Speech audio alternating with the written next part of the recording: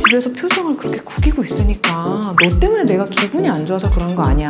부모 만나지 마라. 다 너를 위한 거다. 머릿속에 하고 스쳐가는 장면이 있는 분들이 있으실 것 같아요.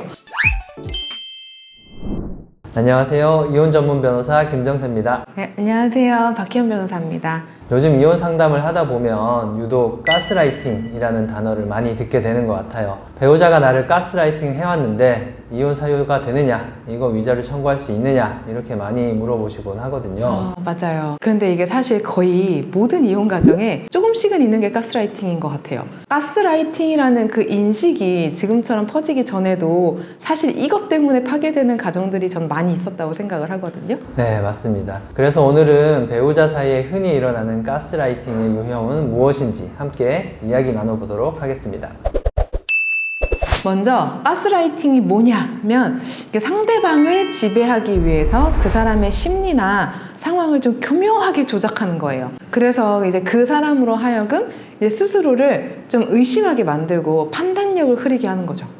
주변을 둘러보면 왜 맨날 맞고 사시지? 배우자가 자꾸 바람 피우는데 왜 안 헤어지지? 이렇게 걱정이 드는 분들이 있잖아요. 혹은 반대로 남들이 자꾸 나를 걱정한다. 그러면 일단 한 번은 의심해보는 게 좋을 것 같아요. 이렇게 가스라이팅을 당하는 분들은 흔히 상대방이 잘못했어도 내가 못나서 부족해서 상대방이 그런 행동을 했겠지 라고 생각하는 경향이 있거든요. 이게 딱 한 걸음 물러나서 보면 좀 이상한 게 보이거든요. 그런데 이제 그 관계 속에 있으면 사실 그게 잘 안 보여요. 그러니까 우리 부부 사이가 이상하다라는 거를 스스로는 못 느끼시는 거예요. 근데 저는 그게 정말 무서운 점이라고 생각을 해요. 부부 사이의 가스라이팅은 보통 몇 가지 특징을 보여요. 우선 가장 흔하게 보이는 게 상대방을 깎아내린다는 거죠. 맞아요. 그러니까 너는 막 나 아니면 결혼 못했다, 뭐 내가 결혼해준 것만으로도 진짜 너 고마워야 된다, 뭐 이런 말들을 수시로 하신다든가, 아니면 너 이것도 모르니? 나 아니면 너 어떻게 살려고 그러니? 막 아니면 막 무식하다, 막 이런 식으로 계속 얘기를 하시는 거죠. 근데 처음에는 이런 말을 들으면 막 반감이 생겨요. 그런데 이런 말을 정말 오랜 세월 계속해서 반복해서 듣고 또 듣다 보면 어느 순간 내가 정말 부족한 사람인가? 이렇게 스스로를 의심하게 되는 거죠. 그렇죠. 그리고 또 본인이 명백한 잘못을 해놓고 그걸 상대방 탓을 한다는 게 정말 자주 보이는 가스라이팅의 모습이에요. 맞아요. 집에서 폭력을 막 휘두르고 막 욕도 하고 나중에 해서 하는 말이 네가 집에서 표정을 그렇게 구기고 있으니까 너 때문에 내가 기분이 안 좋아서 그런 거 아니야. 너만 잘하면 되는데 너 왜 안 해? 이러는 거죠. 그러면 이제 피해자는 폭력을 당하는 게 싫으니까 나중에는 이런 부당한 일이 있어도 내가 표정 관리만 잘하면 아무 문제가 없구나, 이렇게 계속 반복 학습을 하게 되는 거예요. 바람 피울 때도 가스라이팅 진짜 많은 것 같아요. 맞아요.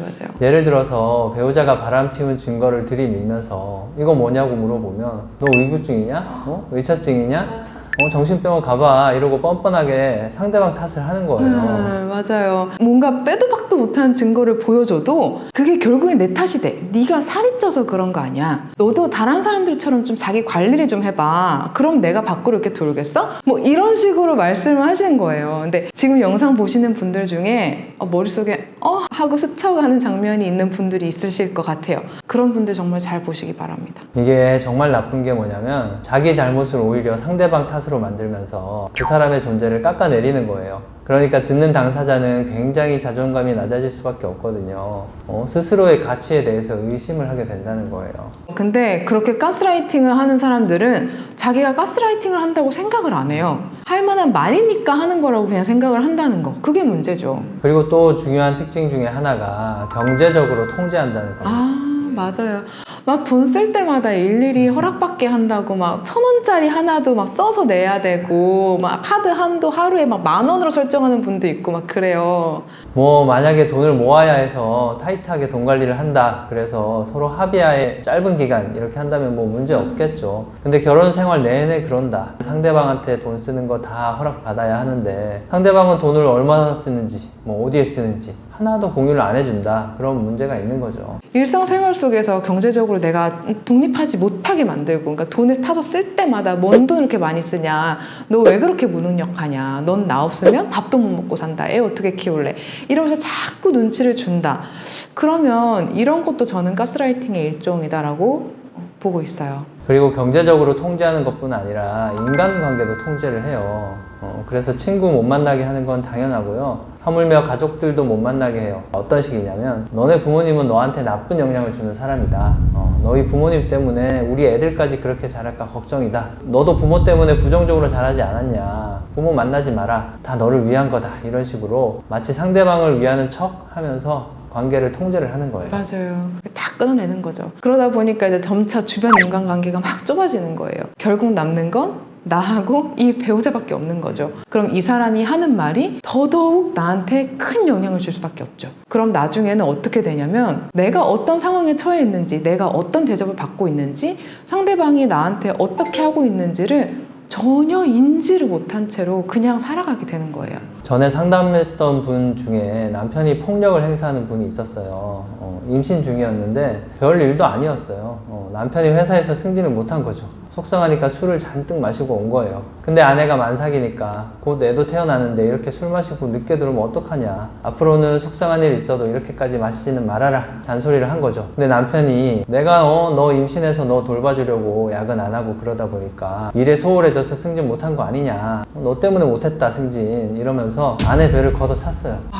맞아요. 그래서 이분이 조산을 할 뻔 하셨는데 진짜 다행히 무사히 아기는 태어나셨다 해요. 근데 아내분은 이혼을 하고 싶긴 했는데 그 당시 아이도 있었고 혹여라도 이제 남편이 아이한테 해코지를 하지 않을까? 이런 걱정도 되고 남편이 말을 함부로 하고 때리고 그래도 사실 꾹꾹 참고 지내신 거예요. 근데 여기서 부부간 가스라이팅의 중요한 특징이 또 보여요. 그렇게 아이를 가지고 또 협박을 합니다. 내가 얘 어떻게 하겠다. 아니면 얘 데리고 내가 나가버릴 거다. 뭐 이런 식으로. 그런데 또 사건이 발생해요.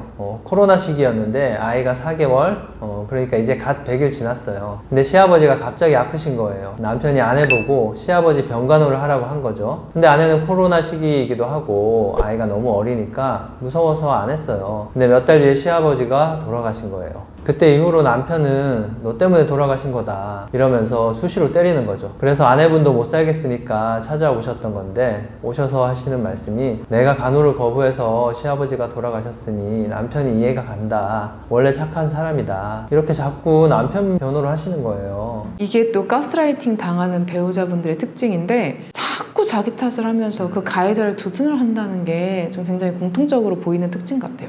그런데 언제까지고 자기 탓을 한다고 해서 문제가 해결되지 않아요. 오히려 상황만 더욱 악화될 뿐이거든요. 나 자신을 망치는 관계는 결국 내 주변 사람들, 특히 아이에게까지 악영향을 줄 수밖에 없어요. 그러니까 오늘 이야기 들으시고 내가 해당하는 것 같다 생각이 드신다면 한번 자신과 상대방과의 관계를 찬찬히 생각해 보시면 좋을 것 같습니다. 오늘 이렇게 결혼 생활 중에 나타나는 가스라이팅의 모습들에 대해서 말씀드렸는데요. 궁금하신 점 있으시면 질문 남겨주시고요. 오늘 이야기는 여기까지 하겠습니다. 네, 구독, 좋아요, 댓글 부탁드립니다. 저희는 다음 영상에서 찾아뵙겠습니다. 저는 이혼 전문 변호사 김정세였습니다. 네, 저는 박희연이었습니다. 감사합니다.